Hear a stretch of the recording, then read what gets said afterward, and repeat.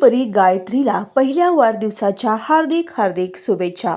आज आपल्या लाडक्या गायत्री सूरज अलखुंटे हिचा पहिला वाढदिवस। देव तिला उत्तम आरोग्य, दीर्घ आयुष्य आणि खूप सारे सुख देव।